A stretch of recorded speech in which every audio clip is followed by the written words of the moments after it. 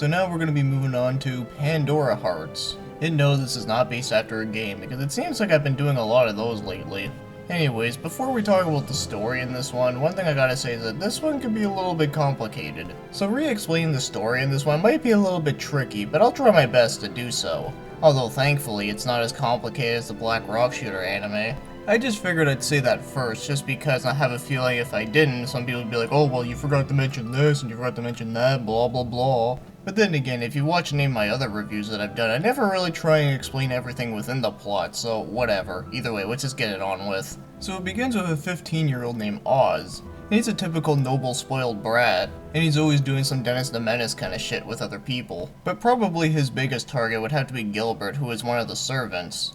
And he's around the same age as him, but he's afraid of cats. So eventually on the day of his coming of age ceremony, which in other words I'd be his birthday, I would take it. So what ends up happening is that time freezes, and then he ends up going to some weird place called the Abyss. It's a very strange looking world, especially the fact that it has a monster that looks exactly like Jack Skellington. So he ends up getting saved by some chick named Alice. And Alice has this sort of power called a chain, which is also known as the bloodstained black rabbit. Pretty much you can transform into a giant ass rabbit with a scythe. Yeah, it sounds kinda weird, but it's actually pretty awesome. So after that, what she ends up doing is that she wants to form a contract with Oz just so they can get out of there. But the one condition is that Oz has to help her find her missing memories. So after they return to the real world, everything seems a little bit different because they actually got frozen in time.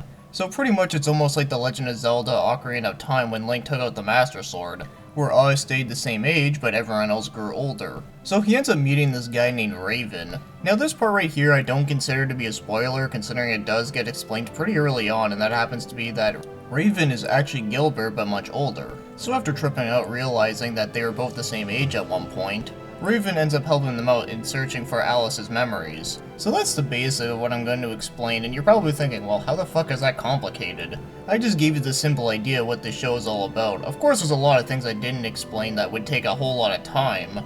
Like there's other characters that use chains that transform into different monsters. And then there's other nobility royal families that hate the one that Oz comes from.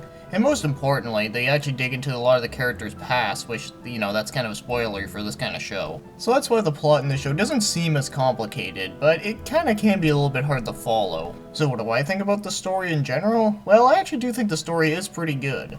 But I'd easily say that the characters are the best part, mostly because they're just fun characters. And yeah, the show does have a lot of funny parts, but it never comes off as anything as campy though. And of course, all the characters' reactions to each other are just great. So overall, for what I think about the story, I do think it is actually pretty good, and I don't have a lot of complaints about it. I mean, I have one, but I'm gonna explain it near the end. So now let's talk about the animation, and all I have to say is that the animation actually looks pretty damn good. I find all the settings look really nice, mostly because it has a very gothic look to it, so that definitely suits the show, and the character designs also look really damn good. I really don't have any complaints whatsoever, although I have heard that there were a lot of people that didn't like the animation as much, considering that it didn't look as good as today's standards. Personally, that doesn't really bother me whatsoever, but if some people think it's a big deal, then hey, that's totally fine. But as for me, nah, that's not a big deal. So personally, I found that the animation was actually quite good. Now as for the music, well, all I gotta say about the music is that it's actually pretty awesome as well.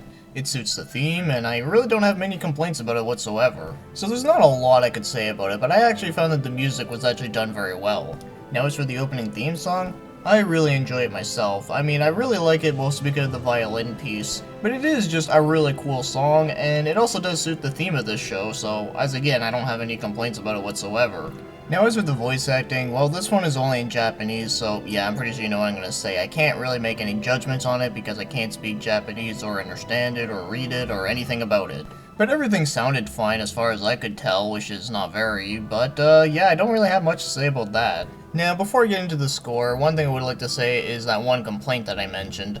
Now, normally I don't really talk about this part very often, but it has to do with the ending. Yeah, like I said, I don't really talk about the ending in these reviews much, but I just want to mention that this ending is a little bit weak. Now, it's not like the worst ending ever, it's just not exactly what I was expecting, but not in like a good, surprising way, but more like in a little underwhelming way.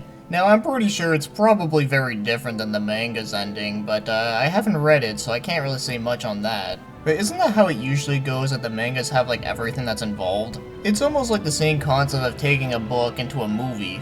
where for the most part the books will always be better than the movie, but there are some very rare times when the movie will be better than the book. So whenever it comes to mangas going into an anime, it's usually the same kind of thing, where the mangas will usually be better than the animes that they're based off. So yeah, that's really my only complaint about the story, is that the ending was just not that great. And it's kinda hard to talk about without going into too much detail about it, but I'll just leave it as the ending just could have been better. So now, as for the overall score, I'm gonna have to give this one an 8 out of 10. It's a very solid show with a good story, great characters, and of course I really like the music and the settings. And I never found myself bored with this one. Now yeah, the only complaints I do have with this one is, yeah, like I already explained, the ending isn't great, and also I find the beginning can be a little bit hard to get into. Because like I said before, there are some parts in here that can be a little bit hard to follow. But once you do understand it, it actually does become very good. I mean, it's not like Persona Trinity Souls where it's very hard to follow, and then when you do understand it, it just becomes very mediocre. But as for this one, I actually really did enjoy it. Even without reading the manga for it, I still thought it was great. Although I am willing to bet that it is a lot better. I mean, from what I've heard from people, I heard it was amazing. So with that being said, I found it actually had a very interesting plot with some very fun and funny moments, which is overall a very solid anime.